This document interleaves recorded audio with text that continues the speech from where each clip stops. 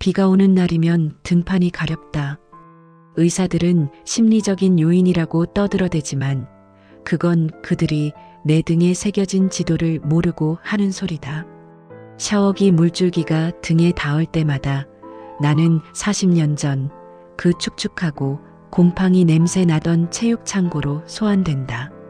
살 타는 냄새, 킥킥거리는 웃음소리, 그리고 내 비명조차 삼켜버렸던 그날의 빗소리. 거울을 본다. 최고급 이탈리아산 실크 가운을 걸치고 목에는 웬만한 아파트 전셋값인 진주 목걸이를 걸고 있다. 사람들은 나를 회장님, 여사님, 성공한 사업가라 부르며 머리를 조아린다. 하지만 이 화려한 껍데기를 벗겨내면 그 안에는 아직도 17살의 짓밟힌 계집애가 웅크리고 있다. 나는 그 아이를 먹여 살리기 위해 악착같이 돈을 벌었고 그 아이의 울음소리를 덮기 위해 더 높이 올라갔다. 오늘 아들 녀석이 여자를 데려온다고 했다. 내 아들 민우, 내 인생의 유일한 빛이자 내가 겪은 지옥을 절대로 물려주지 않겠다고 맹세하며 키운 아이. 그 녀석이 결혼하고 싶다며 호들갑을 떨 때 나는 그저 적당히 배경 좋고 말 잘 듣는 아이면 족하다고 생각했다. 현관문이 열리고 빗물을 털며 들어오는 두 사람의 인기척이 느껴졌다. 어머니, 다녀왔습니다. 인사드려, 제 여자친구예요. 나는 천천히 고개를 돌렸다. 그리고 그 순간 심장이 바닥으로 곤두박질 치는 소리를 들었다. 시간이 멈춘다는 게 이런 기분일까? 아들의 팔을 수줍게 잡고 서 있는 저 여자. 하얀 얼굴, 눈꼬리가 살짝 올라간 긴 눈매, 그리고 입가에 걸린 오만한 듯한 미소의 잔영. 그건 박지윤이었다. 내 등에 지워지지 않는 지도를 새겨놓고 내 교복 치마를 찢으며 즐거워했던 그 악마 박지윤. 아니, 박지윤일 리가 없다. 40년이 지났으니까. 하지만 저 얼굴은 유전자가 아니고서는 설명할 수 없는 저주에 가까운 복사본이었다. 안녕하세요, 어머님. 김서연이라고 합니다. 목소리마저 똑같다. 나는 찻잔을 쥔 손에 힘을 주었다. 도자기 찻잔이 깰 듯 비명을 질렀지만 표정은 흐트러지지 않았다. 나는 가면을 쓰는데 도 같은 늙은이니까. 그래, 반갑구나. 서연이라고 했니? 내 목소리가 놀라울 정도로 차분하게 나왔다. 아들은 내 속도 모르고 싱글벙글 웃으며 말을 이었다. 서연이 진짜 착해요. 어머니랑 성격도 잘 맞을 거예요. 그리고 어머니가 좋아하실지 모르겠는데 서연이 어머님이 어머니랑 같은 고등학교 나오셨대요. 빙고. 신의 장난인가 아니면 악마의 선물인가. 아들은 지금 제 손으로 어미의 목을 조를 밧줄을 들고 온 셈이다. 나는 짐짓 흥미롭다는 듯 눈썹을 올렸다. 그래, 어머니 성함이 어떻게 되시는데? 박지윤이라고 하셨어요. 김서연의 입에서 그 이름이 나오는 순간 내 귓가에는 다시 그날의 빗소리가 들렸다. 그리고 환청처럼 박지윤의 웃음소리가 겹쳐졌다. 야, 냄새나니까 저리 좀 꺼져. 거지 같은 게. 나는 웃었다. 아주 우아하고 자애롭고 소름 끼치도록 다정하게. 내 웃음이 짙어질수록 서연이라는 저 아이는 안도하는 표정을 지었다. 가여운 것. 너는 지금 내 발로 호랑이 아가리에 머리를 들이밀고 있구나. 내가 사랑에 맞지 않는 그 남자의 엄마가 내 엄마가 씹다 버린 껌이라는 걸 알면 너는 어떤 표정을 지을까? 박지윤, 기억나지? 아주 잘 알지. 정말요? 엄마도 어머님 뵈면 반가워하실 거예요. 반갑겠지. 기절할 만큼. 나는 자리에서 일어나 서연이의 손을 잡았다. 따뜻하고 부드러운 손이었다. 내 손은 거칠고 차가운데 너는 참 곱게도 컸구나. 내 엄마가 내 피를 빨아 너를 꽃처럼 피웠나 보구나. 갑자기 뱃속 깊은 곳에서 뜨거운 것이 치밀어 올랐다. 당장 이 손을 뿌리치고 소리를 지르고 싶었다. 너네 엄마가 나한테 무슨 짓을 했는지 알아? 라고. 하지만 나는 사업가다. 손익분기점을 따지지 않고 감정을 배설하는 건 하수나 하는 짓이다. 복수는 뜨겁게 하는 게 아니다. 가장 차갑게 식혀서 상대가 가장 안심하고 있을 때 급소를 찔러야 한다. 나는 머릿속으로 계산기를 두드렸다. 박지훈, 내가 가장 아끼는 게 이 딸이겠지. 내가 훔쳐간 내 인생, 내 자존감, 내 청춘. 그걸 이 아이를 통해 돌려받아야겠다. 이 아이를 내 사람으로 만들고 나를 어미처럼 따르게 만든 다음 가장 잔인한 방법으로 너를 도려내게 만들 것이다. 그래, 날 잡자꾸나. 사돈 어른, 빨리 뵙고 싶네. 내 말에 아들과 서연이가 환호성을 질렀다. 그들의 웃음소리가 내 텅 빈 거실을 울렸다. 나는 창밖을 보았다. 여전히 비가 내리고 있다. 하지만 더 이상 등이 가렵지 않았다. 내 낡은 상처에서 피어난 곰팡이가 이제 저들의 폐부로 옮겨갈 차례다. 전쟁터에 나가는 장수가 갑옷을 챙겨 입듯 나는 옷장을 열었다. 가장 비싼 옷? 아니, 그건 하수다. 나는 오늘 압도해야 한다. 돈으로 바른 티가 나는 명품 로고가 아니라 원단과 태도만으로 상대를 질식시킬 수 있는 기품. 진한 옥색 한복을 꺼냈다. 인간문화재가 1년을 공들여 지은 옷. 거울 속에 나는 더 이상 체육창고의 쥐새끼가 아니다. 이 구역의 포식자다. 약속 장소는 내가 소유한 호텔의 한식당 가원.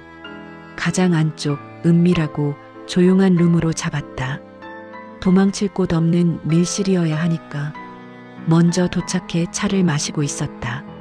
녹차의 쌉싸름한 향 사이로 문이 열리는 소리가 들렸다. 어머님, 저희 왔어요. 어머니, 인사드려. 여기는. 아들의 목소리 뒤로 쭈뼛거리며 들어오는 여자가 보였다. 박지훈. 세월은 공평하다 했던가? 아니, 세월은 돈 있는 자에게만 관대하다. 40년 전 그토록 팽팽하고 오만했던 얼굴은 온데간데 없다. 눈가에는 고단한 생활의 주름이 자글자글하고 억척스럽게 살아온 세월이 훈장처럼 박혀 있었다. 싸구려 정장을 갖춰 입고 잔뜩 긴장한 채 들어오던 그녀의 눈이 나와 마주쳤다. 순간 박지훈의 동공이 지진이라도 난 듯 흔들렸다. 알아본 것이다. 자기 발밑에서 살려달라고 빌던 그 아이가 지금 상석에 앉아 자신을 내려다보고 있다는 사실을. 그녀의 입술이 파르르 떨리며 하얗게 질려갔다. 너는. 나는 찻잔을 소리 없이 내려놓으며 입꼬리를 올렸다. 아주 부드럽게, 마치 오랜 친구를 만난 것처럼. 하지만 눈으로는 말하고 있었다. 입 닥쳐. 짖는 건 주인이 허락할 때 하는 거야. 어서 오세요. 사돈 어른 되실 분이군요. 말씀 많이 들었습니다. 나는 먼저 손을 내밀었다. 박지훈은 내 손을 잡지도 놓지도 못한 채 엉거주춤 서 있었다. 식은 땀이 그녀의 관자놀이를 타고 흘러내렸다. 서연이가 의아한 듯 엄마를 불렀다. 엄마, 왜 그래? 어디 아파? 아니, 그냥 너무 고우셔서. 박지훈이 기어가는 목소리로 변명하며 내 손을 잡았다. 축축하고 차가운 손바닥. 40년 전 내 등을 지지던 그 뜨거운 손이 이렇게 식어 빠졌다니. 나는 그 손을 으스러져라 꽉 쥐었다. 뼈마디가 비명을 지를 만큼. 박지훈이 비명을 삼키며 나를 쳐다봤다. 나는 눈 하나 깜짝하지 않고 속삭이듯 말했다. 저희가 고등학교 동창이라면서요? 세상이 참 좁습니다. 그렇죠, 지훈아? 내 입에서 나온 자신의 이름에 박지훈은 다리가 풀린 듯 주저앉았다. 분위기가 묘해지자 아들이 나섰다. 와, 진짜 동창 맞으시구나. 엄마 친구분 만나니까 좋으시죠? 좋지. 아주 미치도록. 식사가 시작되었다. 사내 진미가 상다리가 휘어지게 차려졌지만 박지훈은 물 한 모금 제대로 삼키지 못했다. 반면 나는 젓가락질 하나하나를 우아하게 연출하며 서연이를 챙겼다. 서연아, 이거 먹어보렴. 피부에 좋은 거야. 너처럼 예쁜 애가 고생하면 안 되지. 내 엄마가 널 혼자 키우느라 고생이 많았겠구나. 이제 시집 오면 고생 끝이야. 내가 친딸처럼 아껴주마. 나는 일부러 박지훈을 투명 인간 취급하며 서연이에게 최고급 예물을 건넸다. 다이아몬드 목걸이. 서연이의 눈이 휘둥그레졌다. 어머님, 이걸 제가 받아도 돼요? 너무 비싼 건데. 받아라. 내 며느리가 이 정도는 하고 다녀야지. 아, 사돈 어른께는 제가 준비한 게 없네요. 형편이 어려우시다고 들어서 현금으로 좀 준비했는데. 나는 돈 봉투를 테이블 위에 툭 던졌다. 마치 적선하듯이. 과거에 박지훈이 내게 동전을 던지며 빵 좀 사와라 하던 그 손짓 그대로. 서연이의 얼굴이 살짝 붉어졌다. 엄마가 무시당하는 것 같아 기분이 나쁜 모양이다. 하지만 그 순간 박지훈이 황급히 봉투를 챙겨 넣었다. 고맙습니다. 잘 쓰겠습니다. 서연이는 경악했다. 엄마, 그걸 왜 받아? 자존심도 없어? 박지훈은 딸의 눈을 피하며 고개를 숙였다. 당연하지.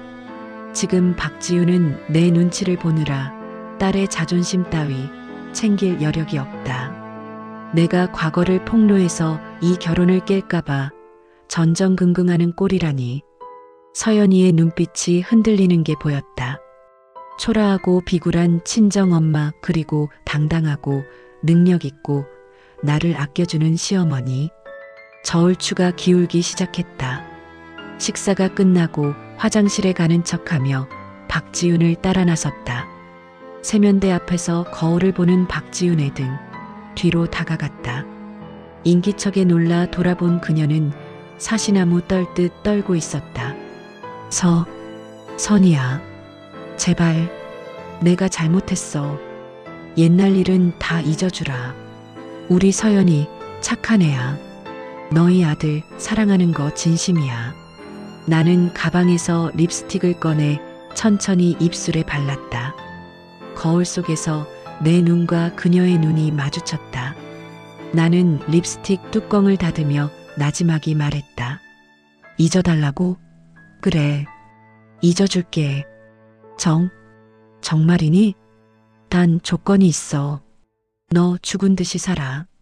서연이가 내 집 귀신이 될 때까지 입도 뻥긋하지 말고 나서지도 마.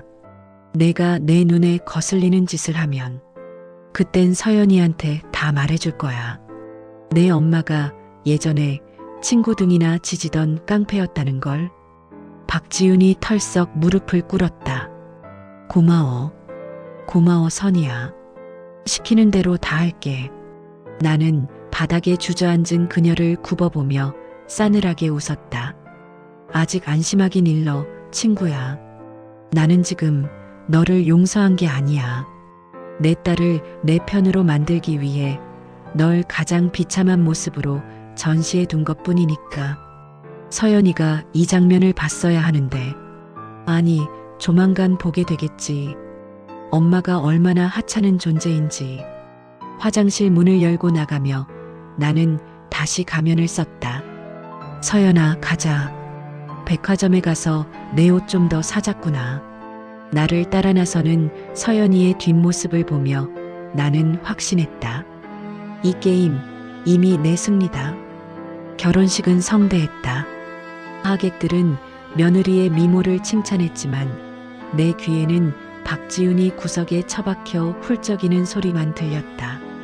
기쁨의 눈물, 천만에. 그건 앞으로 펼쳐질 자기 운명에 대한 조곡이었다. 신혼여행을 다녀온 아들 내외가 내 집으로 들어왔다. 나는 2층에 가장 넓고 볕이 잘 드는 방을 내주었다. 가구부터 침구까지 전부 이탈리아 수입품으로 채워 넣었지. 서연이는 방문을 열자마자 입을 다물지 못했다. 어머님, 이렇게까지 저는 해온 것도 없는데. 나는 서연이의 어깨를 감싸 안으며 속삭였다. 무슨 소리니? 내가 내 딸이나 마찬가지인데. 아, 그리고 이건 내 선물이다. 나는 차 키를 건넸다. 독일제 세단. 서연이의 평생 월급을 모아도 못 살 차였다. 서연이의 눈에서 눈물이 툭 떨어졌다. 감사합니다. 정말 열심히 살게요, 어머님. 돈은 피보다 진하다. 적어도 이 자본주의 사회에서는. 나는 서연이를 회사에 출근시키지 않고 내 수행 비서처럼 데리고 다녔다. 갤러리, 골프장, 최고급 스파. 서연이는 상류층의 삶에 빠르게 중독되어 갔다. 처음에는 어색해하던 아이가 한 달이 지나자 백화점 직원이 무릎을 꿇고 구두를 신겨주는 걸 당연하게 받아들이더군. 인간이 변하는 건 한순간이다. 그 즈음부터 나는 작업을 시작했다. 아주 미세한 틈 벌리기.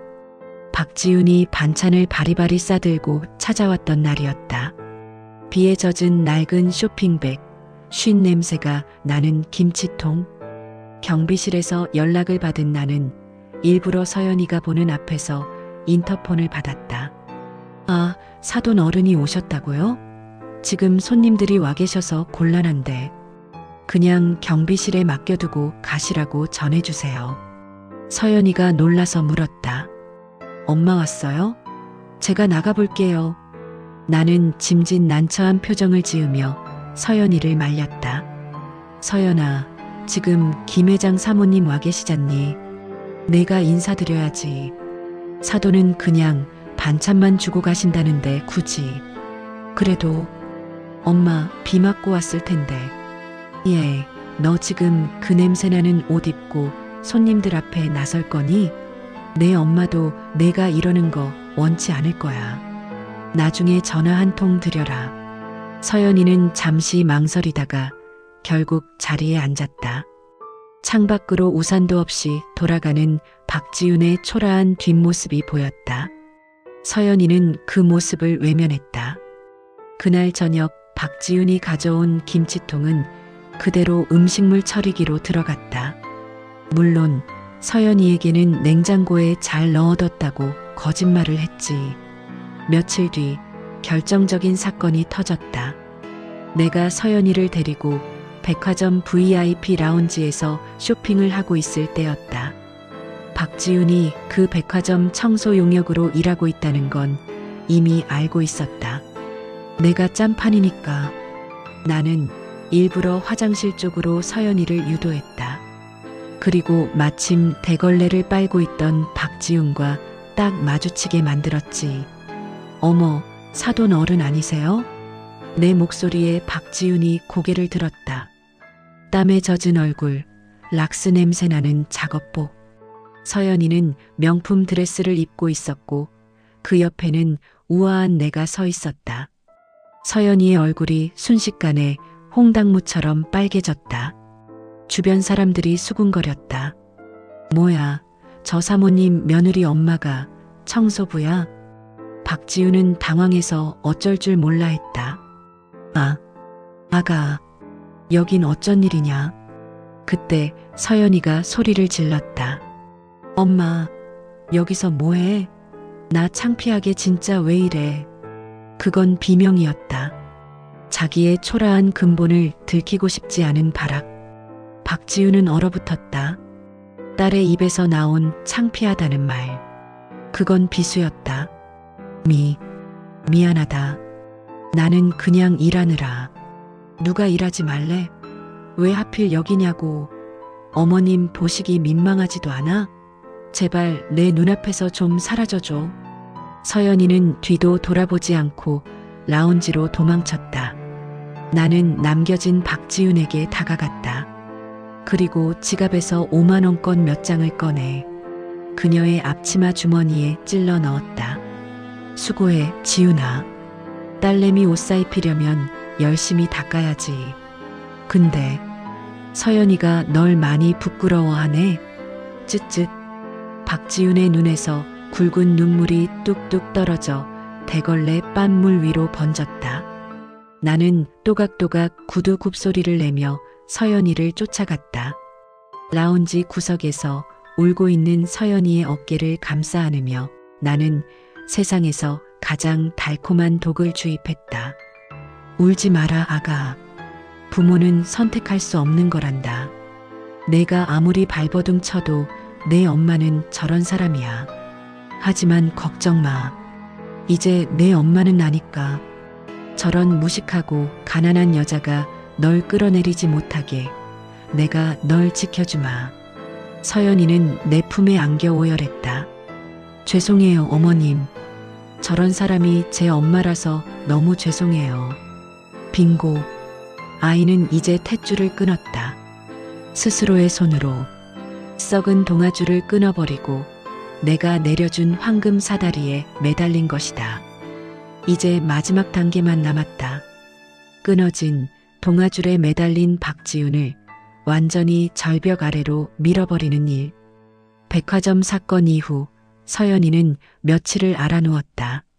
제 어미를 제 손으로 내쳤다는 죄책감과 시어머니인 나에 대한 맹목적인 의존이 뒤엉켜 아이를 괴롭힌 것이다. 나는 지극정성으로 간호했다. 죽을 쑤어 먹이고 밤새 머리맡을 지켰다. 서연이가 잠결에 엄마 하고 부르면 나는 그의 손을 잡고 속삭였다. 그래, 여기 있다. 내 엄마 여기 있어. 그럴 때마다 서연이는 안도하며 깊은 잠에 빠져들었다. 진짜 엄마는 차가운 단칸방에서 소주나 까고 있을 시간에 말이다. 궁지에 몰린 쥐는 고양이를 문다고 했던가. 박지윤에게서 연락이 왔다. 만나자고. 마지막으로 할 말이 있다고. 나는 올 것이 왔구나 생각했다. 그년의 마지막 발악. 나는 아들과 서연이를 모두 외출시키고 집을 비운 채 그녀를 맞이했다. 박지윤은 술 냄새를 풍기며 들어왔다. 눈은 퀭하고 머리는 산발이었다. 40년 전 내 교복을 찢으며 비웃던 그 당당함은 어디 가고 삶에 찌든 늙은 폐잔병만이 서 있었다. 그녀는 대뜸 내 앞에 녹음기 하나를 던졌다. 선이야, 나 더는 못 참아. 내가 나한테 협박했던 거 다 녹음해놨어. 과거 폭로하겠다고 한 거, 우리 서연이 이용하겠다고 한 거. 이거 서연이한테 들려줄 거야. 내가 얼마나 무서운 여잔지 알게 할 거라고. 나는 소파에 깊숙이 몸을 묻고 다리를 꼬았다. 그리고 아주 천천히 박수를 쳤다. 짝짝짝. 브라보. 박지윤. 아직 깡다구가 살아있네. 그래, 그거 서연이한테 들려줘봐. 서연이가 누구 말을 믿을까? 너를 버린 페르나로 만든 녹음기 속의 목소리. 아니면 지금 자기를 친딸처럼 아껴주는 재벌가 시어머니? 너 진짜 악마구나? 악마? 아니, 난 사업가라니까. 그리고 넌 내 사업을 방해하는 불량품이고 나는 자리에서 일어나 서재로 향했다. 그리고 금고 깊숙한 곳에서 내가 아주 오랫동안 준비해온 진짜 조커를 꺼냈다. 누렇게 바랜 낡은 서류 봉투. 지윤아, 내가 하나 간과한 게 있어. 나는 복수를 위해 내 뒤를 30년 넘게 캤다는 사실을. 나는 봉투에서 사진 한 장과 녹음 테이프 하나를 꺼내 테이블 위에 던졌다. 사진 속에는 젊은 박지윤이 낯선 남자와 팔짱을 끼고 공항에 서 있었다. 그리고 그 옆 구석진 의자에 5살 배기 서연이가 울다 지쳐 잠들어 있었다. 기억나니? 25년 전 김포공항. 너 그 남자랑 새 출발하겠다고 서연이 보육원에 맡기려다 실패했던 날. 박지윤의 얼굴이 사색이 되었다. 그걸 내가 어떻게 해? 그날 내가 보육원 원장한테 했던 말, 내가 아주 비싼 값에 샀지. 들어볼래? 나는 내가 준비한 최신형 플레이어의 재생 버튼을 눌렀다. 지지직거리는 잡음 사이로 젊은 날 박지윤의 신경질적인 목소리가 흘러나왔다.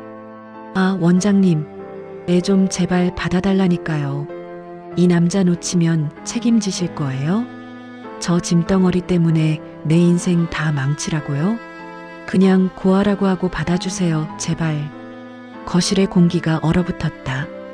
박지윤이 가져온 녹음기는 장난감처럼 보일 정도로 압도적인 증거였다.